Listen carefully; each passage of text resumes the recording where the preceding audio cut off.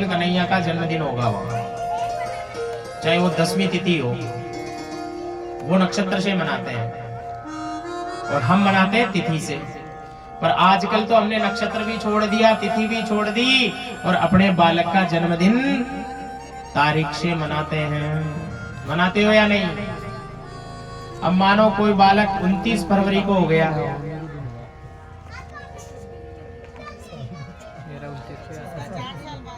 यही तो मैं कह रहा हूँ, ये समझाता हूँ मैं, जहां भी जाता हूँ सनातन को आगे बढ़ाने के लिए मैं एक एक टॉपिक समझाता हूँ सबको, पर लोग समझते नहीं है कि आपके बालक का जन्म 29 फरवरी को हो गया। अब 29 फरवरी आगे वाले साल में नहीं आएगी तो आप जन्मदिन नहीं मनाओगे, नहीं मनाओगे ना। फिर मम्मी पापा राजी कर दे बिना, कोई बात नहीं बेटा, आपने एक दिन पहले मनाना, 28 ने मनाना, काहे फर्क पड़ा, वो तो छोटा ही तो है बालक, राजी हो जाएगा।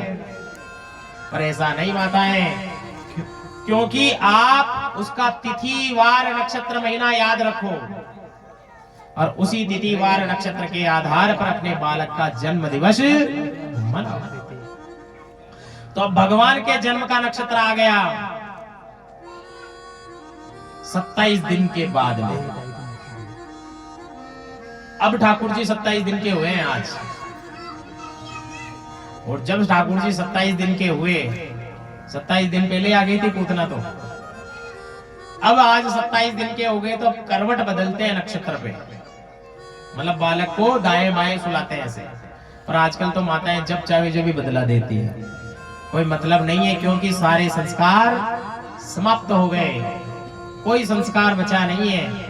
मेरे हिसाब से 2 ही संस्कार है अब, एक तो विवाह संस्कार बचा है जो भी धीरे धीरे लुप्त हो रहा है, धीरे धीरे लुप्त हो गया, और एक तो है जो वो लुप्त हो ही नहीं सकता कभी,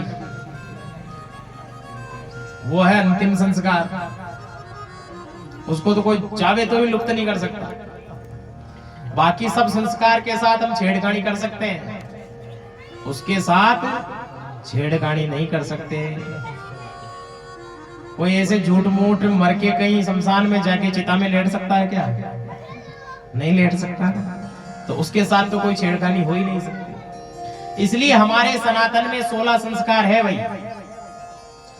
अब 16 संस्कार के नाम आपको पता ही नहीं है, क्या बताऊं मैं आपको, 1-2 के होंगे। 16 में से 3 संस्कार ऐसे हैं जो माता के गर्भ में होते हैं। जब बालक गर्भ में होता है ना, पेट में, तभी हो जाते हैं 3 तो। और फिर बालक के जन्म के बाद होते हैं 12 संस्कार, और फिर हम जब जाते हैं तब होता है अंतिम संस्कार, वो 16 संस्कार है। यानी बालक को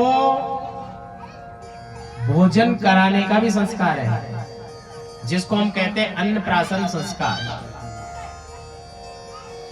आजकल कोई नहीं करता है। विद्यारंभ संस्कार है, कौन से दिन कौन से नक्षत्र में हमको बालक को पढ़ाने भेजना है, क्योंकि जो ये सब समझकर भेजता है ना, उन्हीं के बालक इस कलयुग में माता पिता की सेवा करेंगे, लिख लेना। और जो अपने मन मर्जी से भेज दिए ना, तो सेवा के लिए आप फिर मेवा खाना नहीं होगी, क्योंकि उनकी बुद्धि कुलमाटी हो जाएगी। इसके बाद कर्ण छेद, कान में छेद करना, ये भी एक संस्कार है। कुंडल पहनाते हैं फिर कानों में। अब जैसे विद्या आरंभ करने गया तो सोने की सलाका से, शहद से उसकी जिह्वा पे ओम लिखा जाता है। सोने की तो सलाका होती है, मधुमक्खी का शहद होता है, चांदी की कटोरी होती है, उस चांदी की कटोरी में शहद लिया जाता है, सोने की सलाका से बालक की जीभ पर ओम लिखते हैं, फिर उसको पढ़ने भेजते हैं, क्योंकि ओम में ही सब है। ओम ही आदि है तो ओम ही अंत है, इसलिए सर्वप्रथम ओम ही लिखा जाता है उसकी जीभ पे। इसी प्रकार 27 दिन बीत गए और मैया ने नाई को बुलाया कि नाई भैया आओ और ब्रज में दुआई देकर आ जाओ। नाई बोला मैया किस बात की दुआई है? कि आज लल्ला को करवट बदलाएंगे, इसलिए पूरे गांव में कहकर आओ, नोता देकर आओ। सब गोपियां ब्रजवासी नंद बाबा के महल में आ गए। सब एक दूसरे काम में व्यस्त हो गए। इधर यशोदा मैया अपने लल्ला को लेकर के पलने सही थी आंगन में लेकर आ जाती है। उस आंगन में एक बैलगाड़ी के नीचे ही अपने लल्ला का पलना वहां लगा देती है और मैया भी कोई काम में बिजी हो जाती है, व्यस्त। उतने में सक्टासुर आ जाता है उधर से। ये भी कंस का भेजा हुआ दूत है। सक्टासुर आकर के देखता है गोविंद मंद मंद मुस्कुरा रहे हैं कि तू वहां क्या बैठा है, अभी नजदीक आएगा जब पता चलेगा। और जैसे ही सक्टासुर को मौका मिला तुरंत उस बैलगाड़ी पर आकर बैठ जाता है। और जैसे ही सक्टासुर बैलगाड़ी पर बैठकर गोविंद पर प्रहार करने की कोशिश करता है, उससे पहले हमारे गोविंद एक लात मारते हैं। उतने में सक्टासुर गोविंदाय नमः। सक्टासुर का भी कल्याण हो गया। भगवान ने उसको भी परम धाम पहुंचा दिया। गोपियां दौड़ी दौड़ी आई, क्या हुआ क्या हुआ? मैया दौड़ी दौड़ी आई। गोपियां कहने लगी मैया हमने देखा है तुम्हारे कन्हैया ने, इतना छोटा नहीं है ये, इसने एक लात मारी, गाड़ी वहां चली गई देखो। मैया कहती है नहीं नहीं, ये तो मेरा छोटा सा लाला है, इससे तो मक्खी भी नहीं उड़ती, इसके चेहरे पे मक्खी बैठ जाए तो ये कैसे उसको मार सकता है। मैया बड़ी स्नेह कर रही है। और आगे चलकर भगवान ने तरणा व्रत का वध कर दिया और तरणावध भी गोविंद भगवान को प्यारा हो गया। अब जो है भगवान का नामकरण संस्कार का समय आ गया भैया। क्या? नामकरण संस्कार।